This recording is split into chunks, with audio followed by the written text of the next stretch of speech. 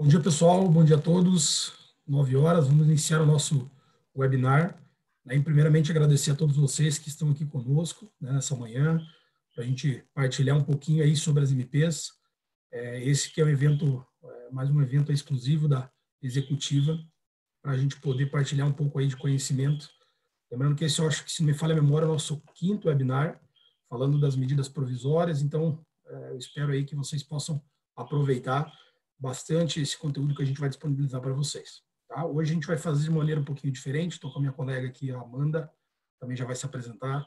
A ideia principal é a gente falar das principais mudanças da MP 927, com a queda dela, e quais são os impactos para nós, né, quanto empregadores, e principalmente como isso vai se comportar dentro da nossa gestão de terceiros.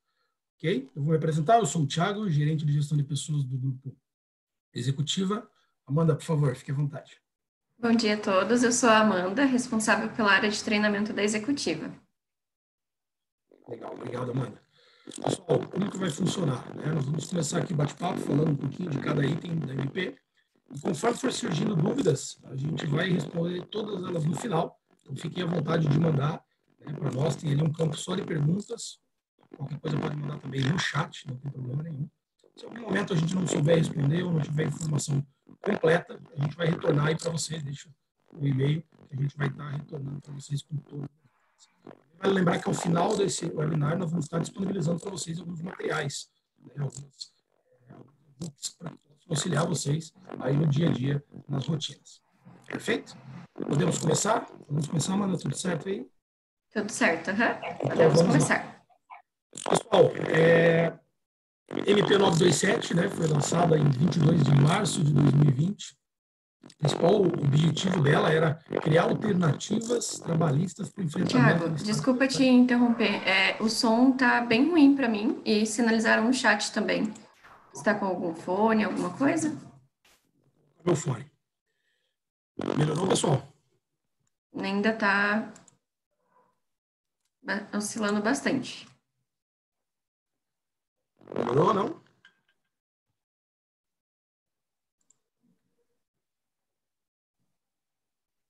Melhorou, né?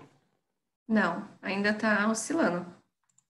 Agora há pouco não estava. Foi quando você iniciou. Só um minutinho, pessoal.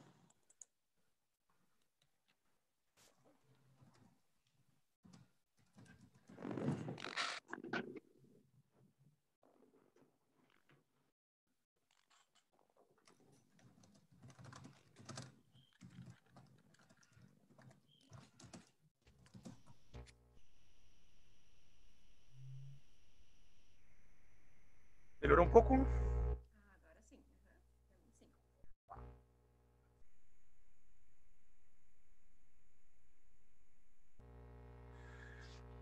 Vamos lá, pessoal. Então, continuando, a MP foi publicada em 22 de março de 2020, com o principal objetivo de criar alternativas trabalhistas para o enfrentamento do estado de calamidade pública. Então, esse foi o principal objetivo da MP.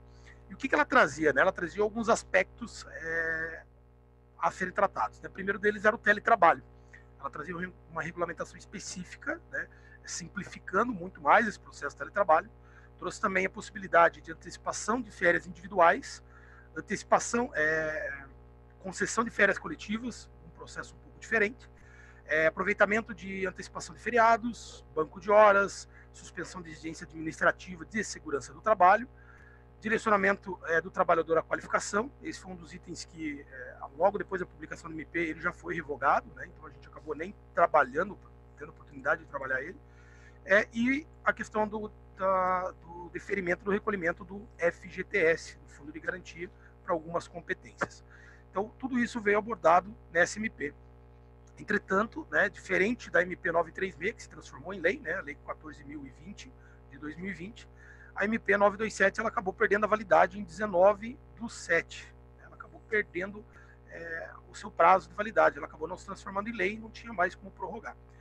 E com isso, todo aquele trabalho, tudo aquilo que foi disposto lá atrás, acaba mudando novamente. Ok?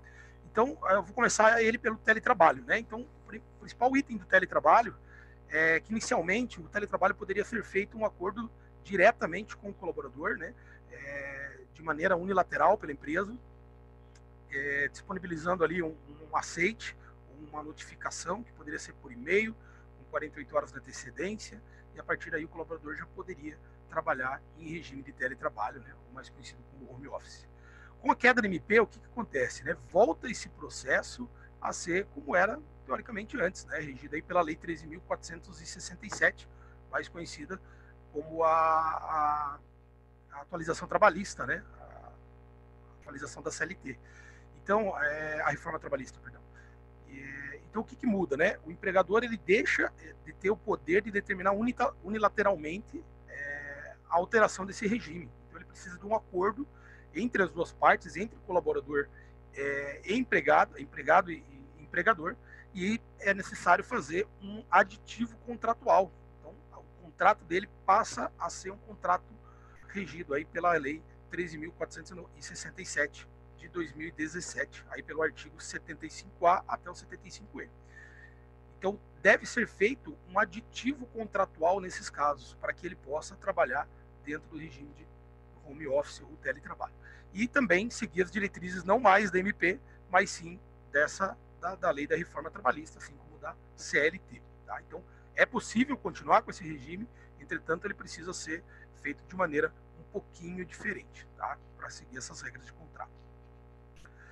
Outra coisa que também é importante ressaltar, né, que todo período, que caso não tenha esse documento, esse aditivo, todo período que o colaborador possa utilizar aplicativos ou programas de comunicação fora da jornada de trabalho, ele passa a ser configurado como prazo à disposição da empresa, né? Então, isso também é um cuidado que nós temos que ter. Por isso que é importante fazer o aditivo de maneira correta, lembrando que o aditivo contratual ele permite algumas alterações, por exemplo, o regime de cartão ponto, ele deixa de ser obrigatório em caso de home office, não tem problema continuar de maneira nenhuma, mas ele deixa de ser obrigatório. Então, tem algumas facilidades que a lei traz nesse sentido, né? Entretanto, a questão do aviso de 48 horas e apenas do comunicado, eles deixam de valer. Tem que estar feito, de fato, um aditivo contratual. Okay?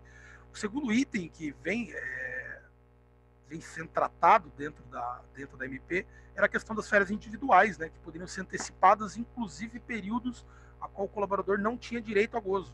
Ele não tinha período aquisitivo completo. E essa comunicação de férias ela poderia ser feita por e-mail, 48 horas antes, perdão. Não precisava ter o aceite ali do colaborador. E ele poderia usufruir dessas férias antecipadas de até 2, 3 anos, 4 anos, né? Não tem nenhuma definição quanto a isso. Até no webinar feito pelo Márcio anteriormente, foi colocado para utilização até do bom senso, né? Dessas antecipações. Mas havia essa prerrogativa que permitia isso.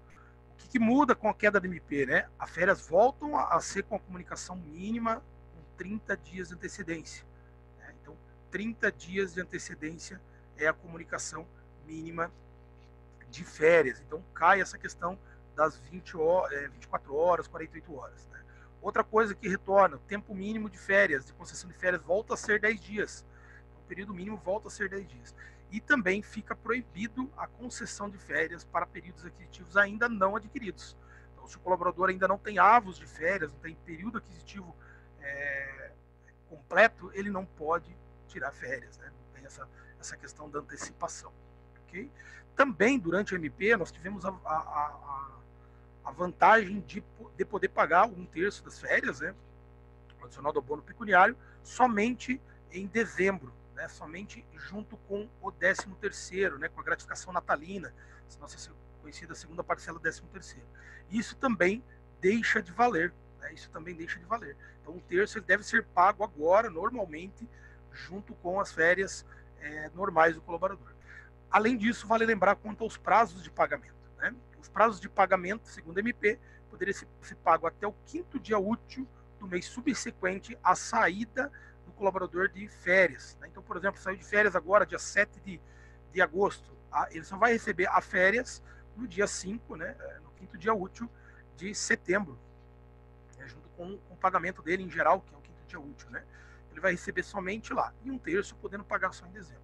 Como expliquei, 1/3 já tem que ser pago agora, e o pagamento de férias volta ao normal com 48 horas de antecedência. Ok?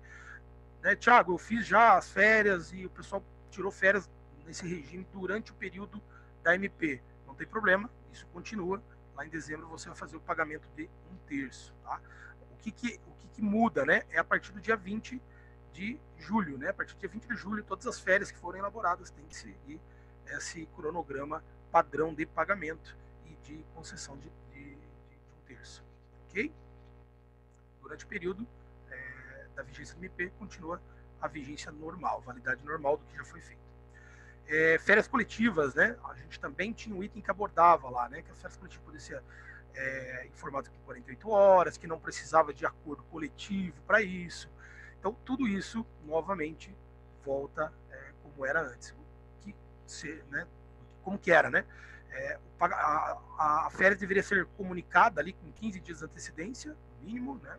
As férias coletivas não podem ter um período inferior a 10 dias e o empregador é obrigado ali sempre a estar comunicando a concessão de férias coletivas aos sindicatos laborais e ao Ministério da Economia. Então, volta esse processo anterior. Todas as férias, volto a reforçar que foram feitas durante a vigência do MP, podem seguir o que o MP tratava.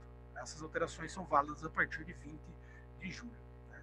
E como que isso vai funcionar dentro do sistema? A Amanda pode compartilhar um pouquinho para nós como vão ser essas questões na postagem de documento dentro do SG3.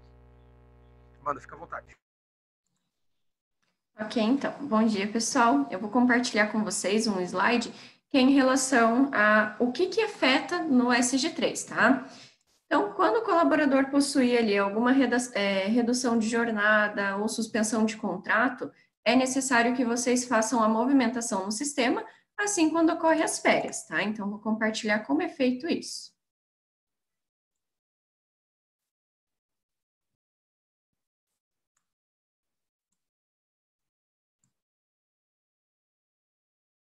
Consegue visualizar minha tela? Sim? Ok. Então, vamos lá. Dentro da ferramenta do SG3, vocês precisarão acessar o menu, tá? Selecionando o menu Movimentações, Movimentação de Colaborador. Ao acessar Movimentação de Colaborador, Nova Movimentação. Com isso, vai aparecer a tela de movimentação do colaborador, onde vocês precisarão preencher os dados da empresa, colaborador, o tipo dessa movimentação, então se é uma redução, é uma suspensão, é um afastamento, tá? Ou até mesmo as férias. Data de início e a data fim, preenchendo, clica em criar. Com isso, vocês já têm a movimentação no sistema, então é o que demanda de ação de vocês dentro do SG3.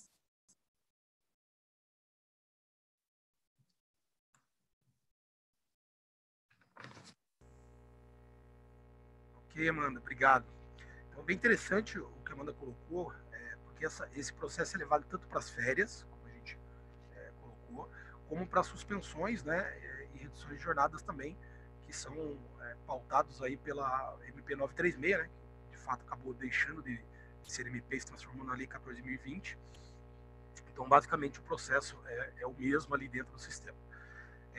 Outro item que muda principalmente com a queda da MP é a questão dos feriados e banco de horas. Né? Então, a MP trazia que os feriados poderiam ser antecipados a fim de conseguir equilibrar ali um período de baixa produção, algo nesse sentido.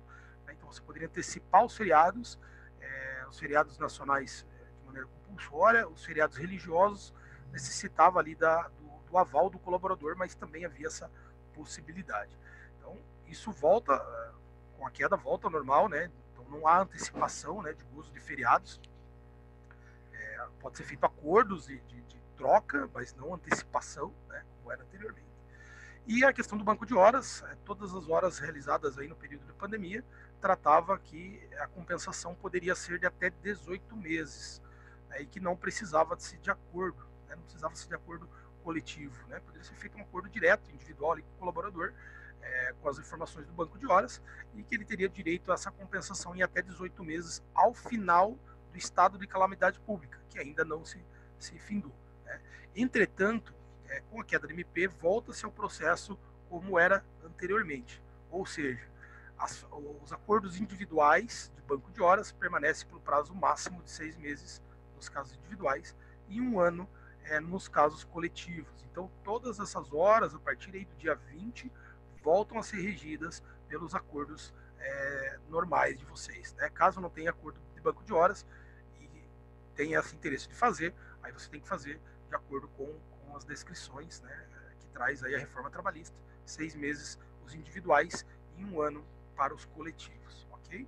Se você não tinha banco de horas e utilizou desse período durante a MP, agora volta ao processo normal de remuneração por hora extra e deixa o banco de hora de ter validade, ok? Entretanto, vale lembrar que todo esse período que nós realizamos, essas horas durante a vigência da MP, eles continuam válidos, eles podem ser compensados aí até 18 meses. Okay? Amanda, tem alguma alteração dessa no sistema? A única observação em relação à antecipação de feriado ou banco de horas é que a empresa sinalize no cartão ponto. Então, quando o colaborador compensou devido a uma antecipação de feriado, inserir a observação no ponto para evitar ali a reprovação ou não conformidade devido à falta da marcação. Perfeito, obrigado. Outro item, esse bastante discutido quando tivemos a publicação da MP, é a questão de segurança e saúde do trabalho. Então a gente lembra que lá na MP 927, no artigo 15, ela tratava que durante o estado de calamidade pública ficava suspensa a obrigatoriedade de realização de exames ocupacionais clínicos e complementares, com exceção dos demissionais. Então, todos os outros exames eles estavam suspensos. Inclusive, me recordo que em um webinar o Márcio comentou fortemente sobre isso, sobre o risco, né, e a responsabilidade nossa como empregador ao não realização desses exames, né, principalmente em áreas insalubres, trabalhos periculosos e tudo mais. Por mais que deixava de ser obrigatório, o quanto era importante a gente garantir a segurança do colaborador nesse período. Né? Então, isso também deixa de valer. O que acontece com a queda da MP? Os exames médicos voltam a ser exigidos nos prazos regulamentares, né? Sem dispensa de sua realização. Né? Então, todos os exames devem ser retomados. Todos aqueles exames que venceram durante o período de calamidade pública, né, durante o período de vigência da MP, eles devem ser retomados agora e atualizados agora. Né? Então, não tem nenhum prazo específico para a realização desses. Lembrando que na MP ele tratava o prazo de 90 dias após o término do estado de calamidade pública. Entretanto, isso considerando a validade da MP. Com a queda da MP, ele não trata nenhum aspecto desse. Então, a partir do dia 20, já todos os exames vencidos já deveriam ser colocados em dia, né? E os exames já têm que ser todos atualizados conforme as regras vigentes aí. Outro aspecto que também tratava a MP era a questão dos treinamentos previstos nas NRs, né, que eles deixavam de ser exigidos e ainda traziam uma possibilidade ali de fazer os treinamentos de forma remota. Né? Então, a gente até brincou como é que fazer um treinamento, né, de trabalho em altura de forma remota. Fica um pouco complicado. Então, a nossa orientação na época, inclusive, foi de não deixar esses treinamentos, deixar de fazer esses treinamentos, né, deixar de atualizar o time quanto às normas regulamentadoras. Entretanto, a MP trazia essa brecha e agora, novamente, com a queda da MP, isso volta atrás. Então, os treinamentos previstos em NRs, eles voltam a ser exigidos. Então, eles têm que ser realizados dentro dos prazos determinados nas NRs e também eles voltam a ser de forma presencial. Né? Eles voltam a ser de maneira presencial, tirando essa possibilidade do treinamento de forma remota. E os prazos continuam os prazos regulares previstos em cada NR. Ok? Amanda, dentro do sistema, como se comporta isso? Dentro do sistema, o que vai ter de alteração é que os documentos serão aceitos apenas até 19/7/2020. Então, é a data corte, a partir dali, precisa postar o documento atualizado. Até essa data, então, documentos que venceram de 20/3 até 19/7/2020, a empresa terceira deve postar o documento vencido no campo que o sistema gerou, para que daí nós consigamos aceitar até 19/7. A partir do dia 20/7, é necessária a postagem do documento atualizado.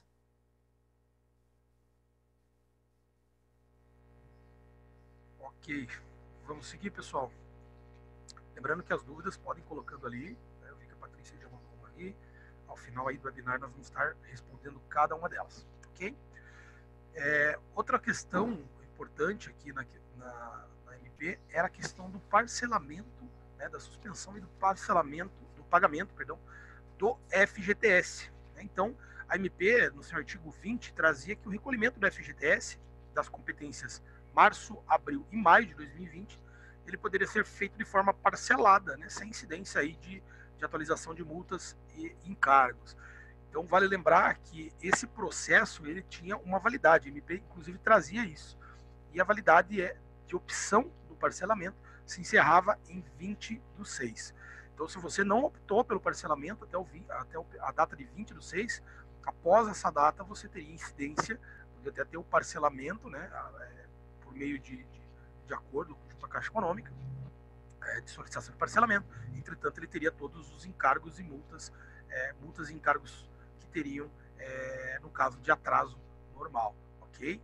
Então, se você optou pelo parcelamento do FGTS nesses meses de abril, de março, abril e maio, esse parcelamento ele gerou aí uma confissão, né, conforme orientações e a cartilha da Caixa Econômica. Inclusive, nós disponibilizamos um e-book bem específico sobre isso, para ajudar as empresas a realizar esse processo. E esse parcelamento ele ficou válido aí por até 6 meses, né? Até 6 parcelas. Nós tivemos o pagamento da primeira, tivemos agora hoje, né, o pagamento aí da segunda parcela, e assim vai até o período de dezembro. Muitas empresas tiveram muitas dificuldades para a emissão das guias de pagamento, né? Então a gente sabe que o sistema da Caixa Econômica infelizmente não estava preparado, não estava pronto para suportar esse processo. Então algumas empresas tiveram dificuldades, algumas empresas não tiveram a baixa na primeira parcela, algumas tiveram baixas diferentes do que foi pago. Então qual que é a nossa orientação, né?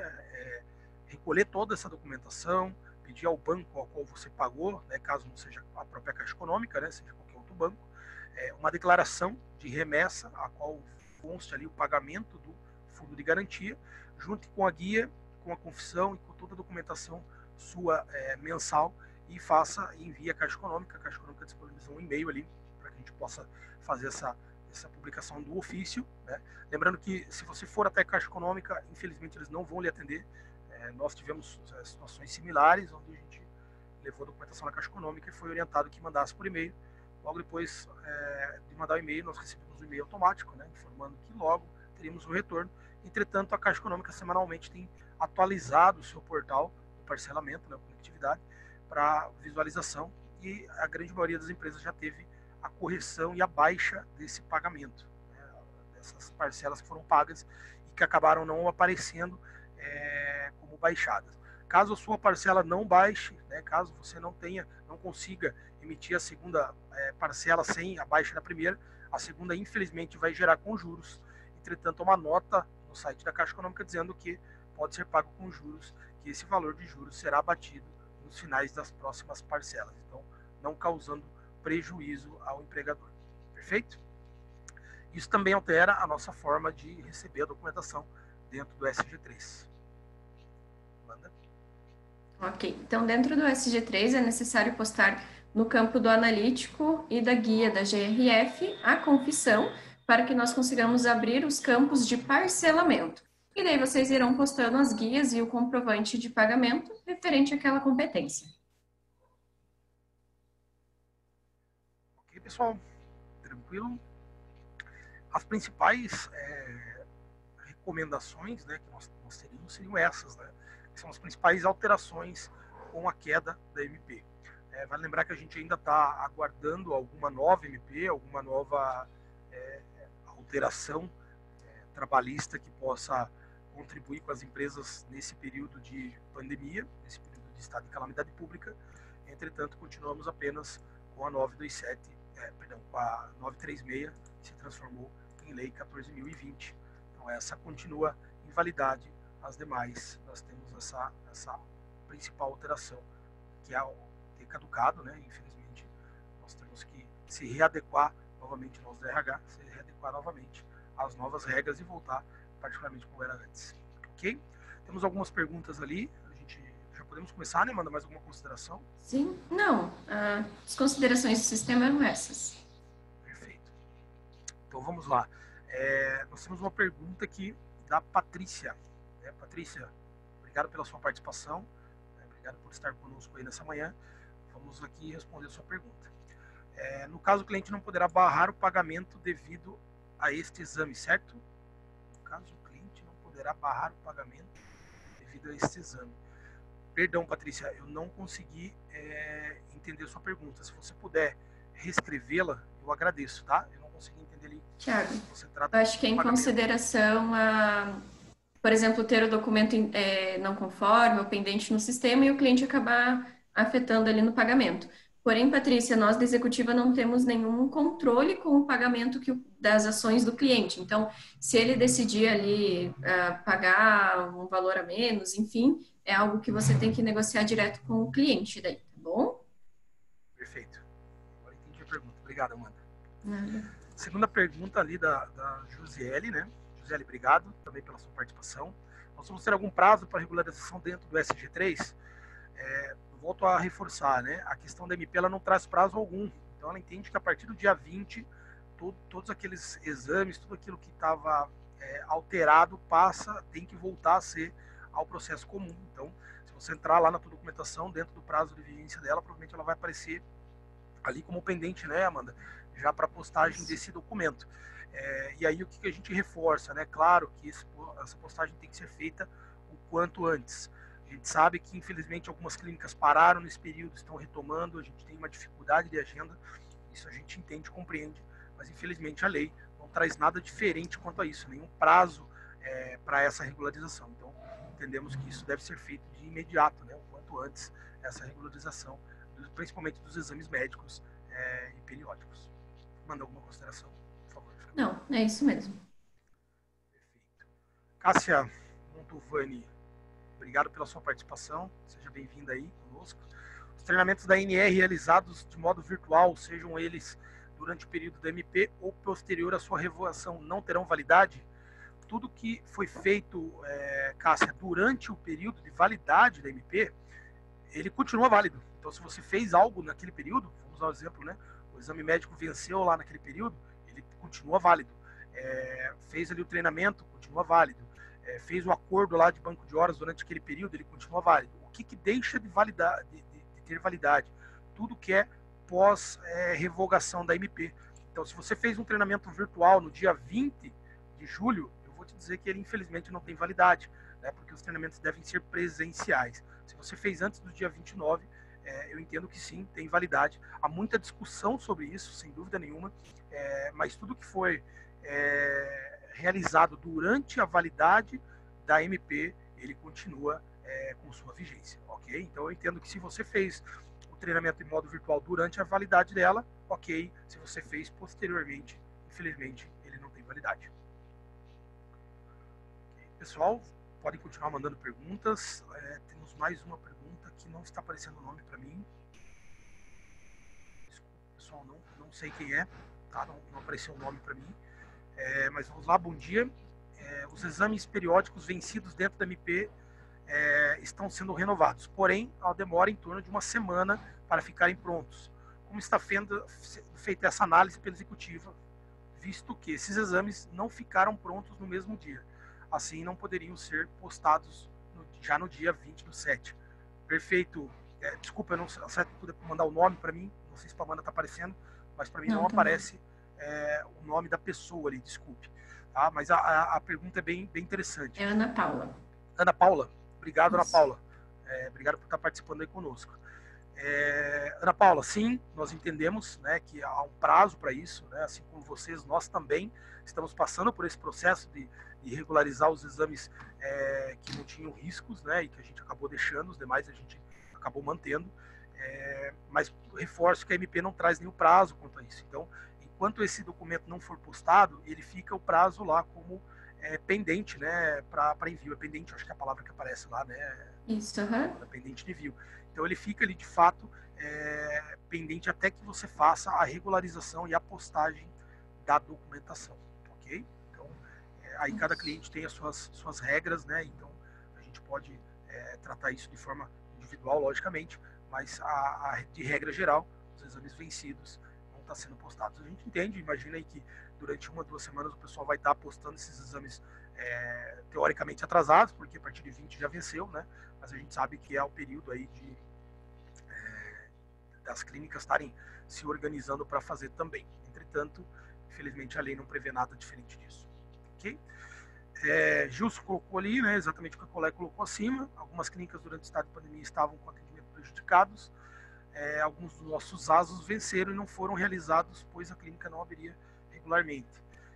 Realmente alguns exames demoram um pouco mais. Perfeito, né? Nós temos exames ali audiométricos, alguns exames diferentes, né, que prevêem nas NRs, que levam, né, exames de sangue ou alguns outros exames que demoram um prazo um pouco maior para ficar pronto. Né? Isso a gente entende e de fato a gente pede para que o quanto antes você providenciar, é um período menor que vai ficar o documento em aberto ali para a postagem.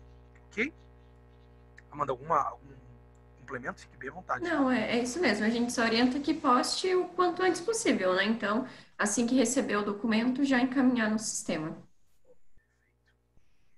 Mais uma pergunta. Aqui para mim aparece um NOP 6021, né? Talvez seja algum celular. Né? Não sei quem é a pessoa, mas de todo modo, obrigado pela participação. Os exames só podem ser postados quando aparecerem pendentes no SG3 ou podem ser postados antecipadamente? Amanda, pode. Então, os exames eles só podem ser postados quando aparecer a pendência, tá?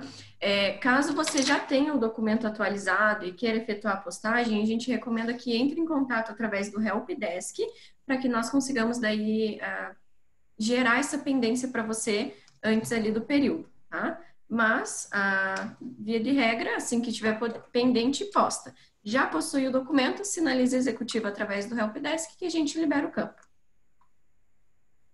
Ok, pessoal. Obrigado, Amanda. Washington, obrigado pela tua participação, Washington. Os acordos coletivos feitos na MP tornam a ter validade?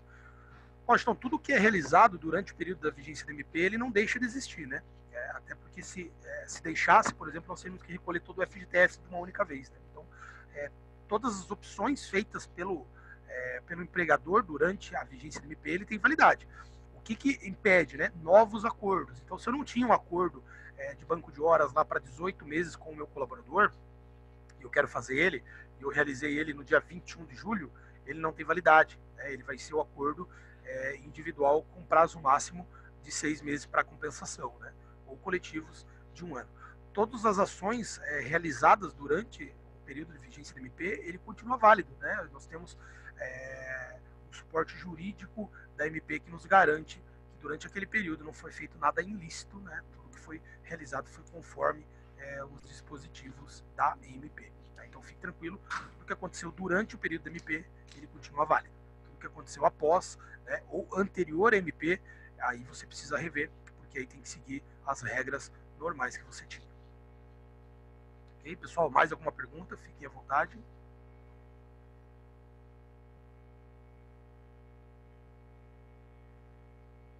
Vamos mais alguns minutinhos aqui para perguntas.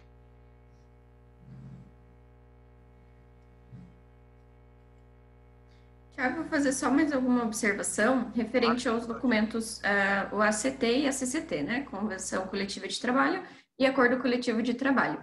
Quando a empresa não tiver ainda, não possuir ainda o documento devido ao sindicato não ter emitido, a gente pede para que vocês postem a carta do sindicato, tá?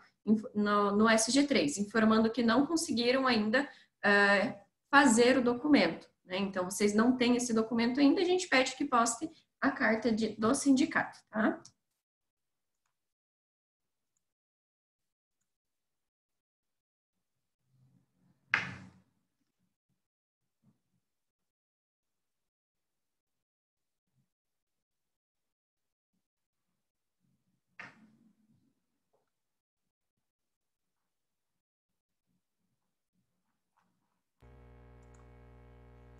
Desculpa, pessoal, você está falando mudo aqui. Acabou fechando, perdão. Coisas de home office, né? Pessoal, mais alguma pergunta, mais alguma dúvida? A maioria das dúvidas ali na linha de segurança do trabalho, né? Entendível, né? Bem confuso para todos nós. Mas se tiverem mais alguma pergunta, fiquem bem à vontade de perguntar. Okay?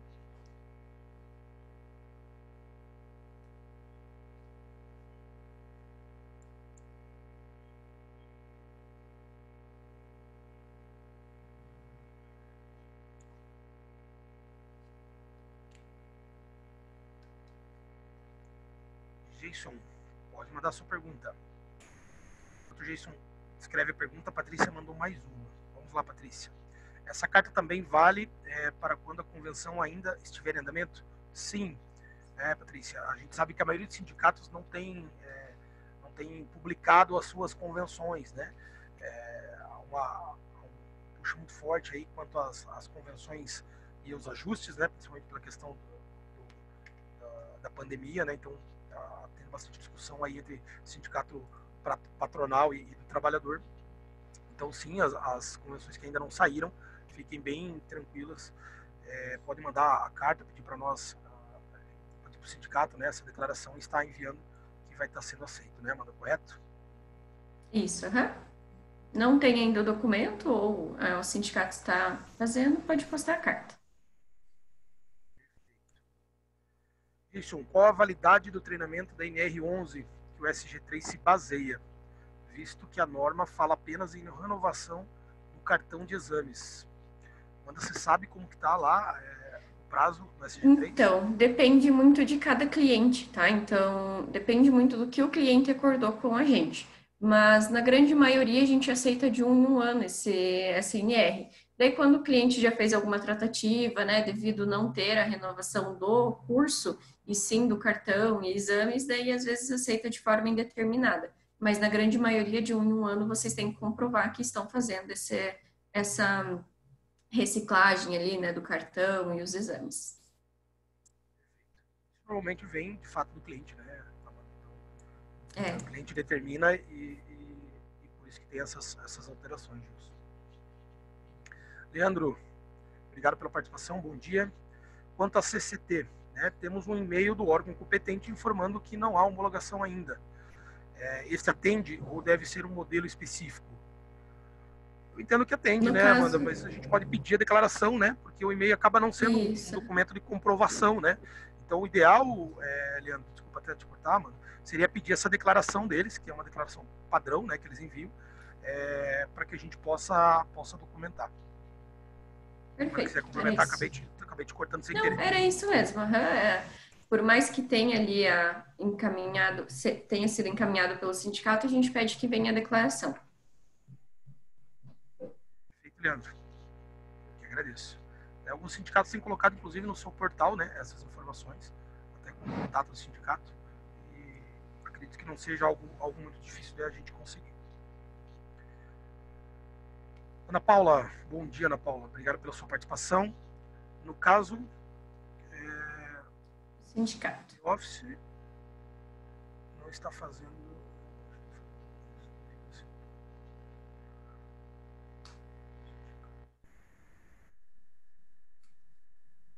Perfeito, questão do sindicato. A gente pode sempre ter assinaturas eletrônicas, né, Amanda, que a gente recebe, os sindicatos em geral, né, mas os sindicatos, normalmente, eles elaboram ali uma carta em papel timbrado, né, em PDF e mandam, né, então a gente pode aceitar esse tipo de documentação, eu imagino, a Amanda pode responder um pouquinho melhor, mas, no geral, assim, os sindicatos têm se adaptado, né, então acredito que se você mandar um e-mail para eles, eles vão conseguir te atender de alguma forma, né? Amanda, se quiser complementar alguma coisa. Não, é isso mesmo. O sindicato, ele encaminha a declaração, pode vir assinado tanto de forma manual quanto de forma digital também. Aline Guedes, posso fazer uma pergunta fugindo do tema MP? Claro, fique à vontade. O tema é CTPS digital.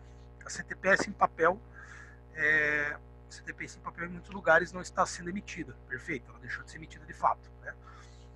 Como fazer no sistema, pois a CTPS digital não consta o número e atrelado ao CPF do colaborador. Perfeito, Aline. Sua pergunta referente à CTPS, ela é muito vinculada ao e-social, né? Então, vale lembrar que todas as empresas já estão dentro do e-social, né? Talvez não no pacote completo, algumas ainda não estão com a questão da folha de pagamento, assim como a questão dos encargos, e ainda faz a velha CFIP, né? Mas, no geral, todas as movimentações dentro do social, elas já estão ativas e obrigatórias para todas as empresas, ok? Com exceção de órgãos públicos. Normal, né? Então, a gente precisa fazer esses envios, né, dos arquivos para o e-social. O e-social, ele funciona unicamente com o CPF. Então, uma vez que você envia o CPF e o colaborador tenha ali a carteira digital baixada ali no seu celular, o cadastro também dele é pelo CPF. Então, segundo o portal de social, em até 24 horas ele vai aparecer o registro lá. Entretanto, a gente sabe que não é a realidade, né? Eu já peguei casos que levou 14 dias para aparecer o registro na carteira digital do colaborador. Então, infelizmente, tem essa questão também.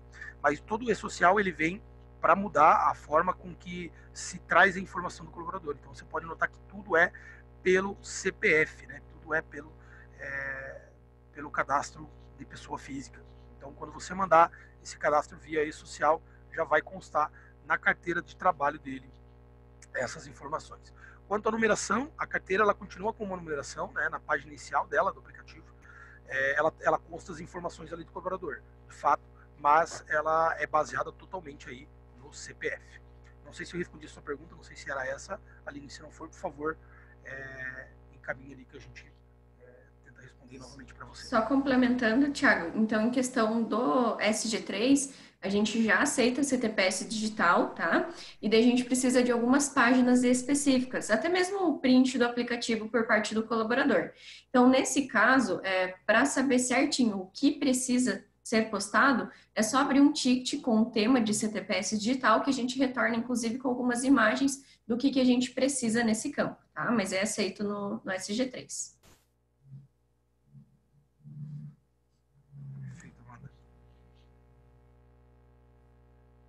Aline, espero ter respondido a sua pergunta. Não sei se mais alguém tem mais alguma pergunta, fiquem bem à vontade.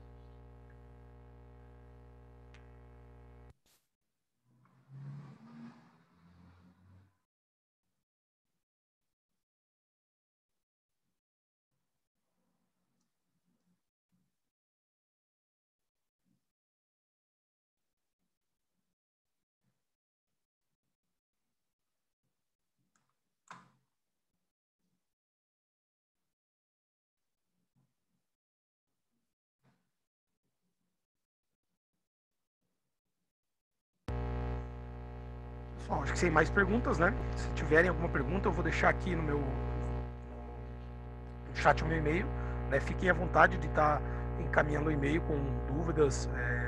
Se vocês não receberam também os nossos e-books que nós temos disponibilizados aí, cada vez que sai uma MP ou uma nova lei. Opa, ficou mais uma pergunta, Michel. Tá, mas só concluir aqui, Michel. A gente está disponibilizando e-books e materiais, né, referentes a isso. Pode mandar um e-mail para nós, que a gente vai estar disponibilizando aí para vocês. Inclusive, os manuais são bem práticos, muito mais voltados à rotina ali do RH, né? Como fazer a confissão, como fazer o parcelamento, como fazer as suspensões. Então, a gente preparou um conteúdo aí bem legal, caso você não tenha recebido. Eu vou deixar meu e-mail aqui para que vocês possam solicitar, ok? Michael, no caso do ASO Digital, quando será disponibilizado o sistema aceito? No caso, ainda a gente não tem nenhuma tratativa quanto ao ASO digital, tá? Então, por enquanto, tem que postar o ASO, a cópia que fica com a empresa mesmo.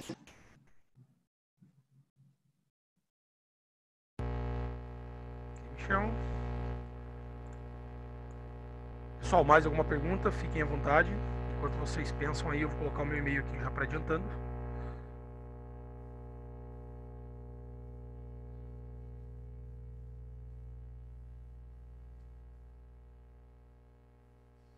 Vou deixar também o e-mail do atendimento, que em caso de dúvidas quanto a não conformidades, documentação, daí podem encaminhar no atendimento, tá? Perfeito, Amanda. Então tem esses dois contatos para vocês, né? Caso for alguma dúvida em questão de legislação, a questão de prática mesmo de RH, fiquem à vontade de me mandar. Em caso de documentação, podem encaminhar por atendimento, né, dúvidas da SG3, que eles vão estar ajudando vocês ali no dia a dia. Além do Helpdesk, né, Amanda, que também fica sempre à disposição para vocês, sempre que necessário. Ok? Pessoal, mais alguma pergunta? Ou encerramos por aqui?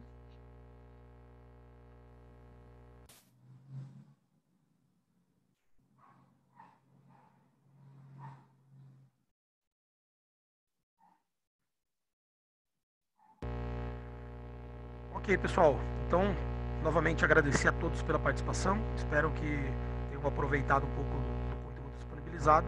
Novamente, ficamos à disposição para vocês em qualquer situação, qualquer dúvida, né? Lembrando que nesse período aí de pandemia nós temos que unir forças para que a gente possa passar por esse período, e a executiva está sempre à disposição, tanto do nosso cliente quanto dos terceiros, para estar auxiliando nesse processo e ajudando aí da melhor maneira possível.